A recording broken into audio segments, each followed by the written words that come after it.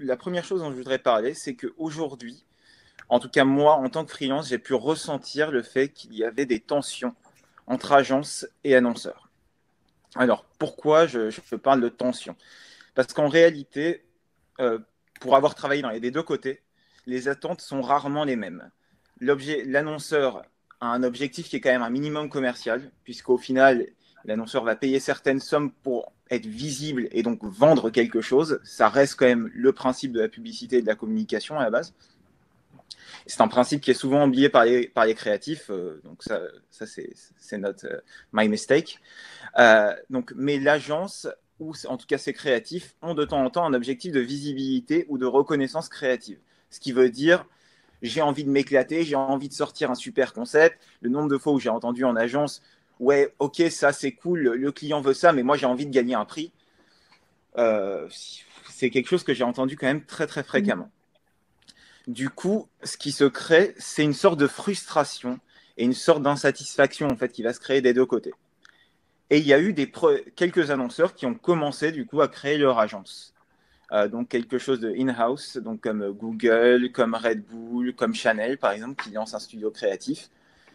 Et du coup, ce qui fait perdre pas mal de pouvoir aux agences. Mais moi, je me posais cette question, c'est est-ce que c'était la seule alternative? Puisqu'au final, quand on intègre le service de communication à son équipe et donc chez l'annonceur, est-ce qu'on ne pourrait pas perdre en recul? Puisqu'au final, l'agence a aussi un rôle de conseil qui est un peu un point de vue extérieur.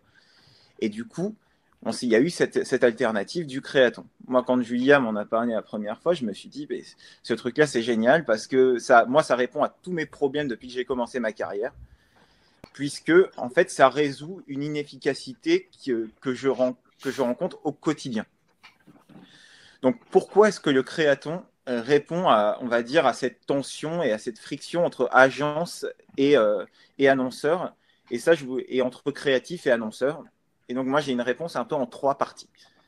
La première partie, c'est une histoire d'efficacité. Puisqu'au final, en étant tous ensemble, en se réunissant au même endroit, en ayant des discussions en temps réel, on gagne en efficacité. En une journée, on sort quelque chose qui aurait pu prendre entre 1 et 2 mois, puisque retour par-ci, les organisations étant très verticales, il faut avoir les validations d'une personne, puis d'une deuxième personne qui ne va pas être disponible pendant 2 semaines.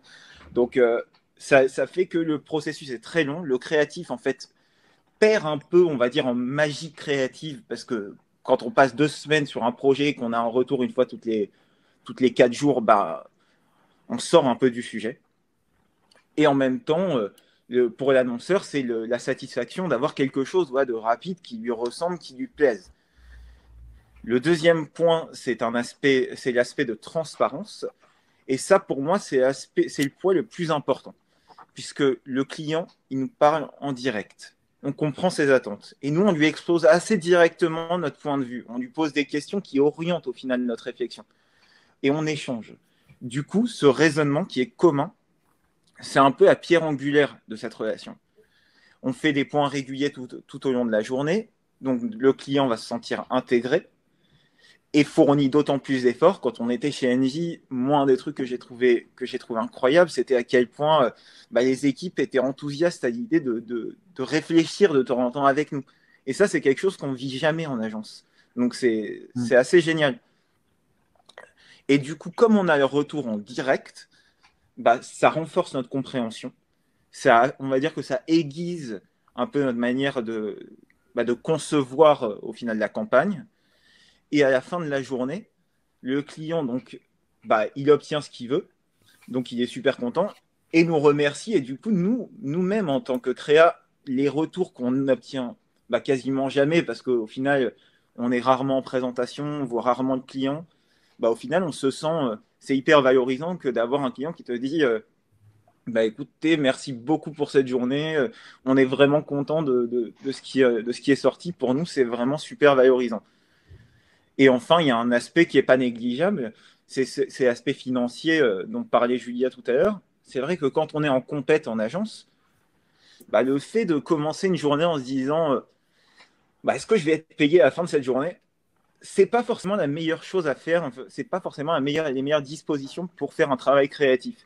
On veut être complètement libéré de cet aspect-là quand on est créa. Du coup, là, on sait qu'au final, on va être payé. Et honnêtement, les sommes en question sont quand même très très justes. Du coup, ça nous motive d'autant plus. Et le fait qu'il y ait une sorte de concurrence avec nos teams fait aussi qu'on a envie de montrer que, bon, on mérite cette première place. Donc au final, moi, ce que je voulais dire en conclusion, au final de mes expériences créatons, c'est on peut dire que le créaton répond à ce qu'on appelle en économie un dilemme du prisonnier. Donc une non-optimisation de la relation de travail. On peut dire qu'avant, le client optait souvent pour quelque chose, une piste qu'il considérait un peu comme safe, puisqu'il avait peur que l'aspect commercial soit négligé par les créatifs. Mais le créatif, de l'autre côté, il repoussait au maximum cette idée et cet aspect commercial de peur en fait d'être vraiment bridé. En ramenant de la transparence et on va dire de la fluidité dans cette relation entre créatif et annonceur, au final, on va sortir quelque chose de créatif qui a une véritable intention commerciale, qui va être en phase avec les attentes de l'annonceur et qui en même temps va combler ce besoin créatif du créa.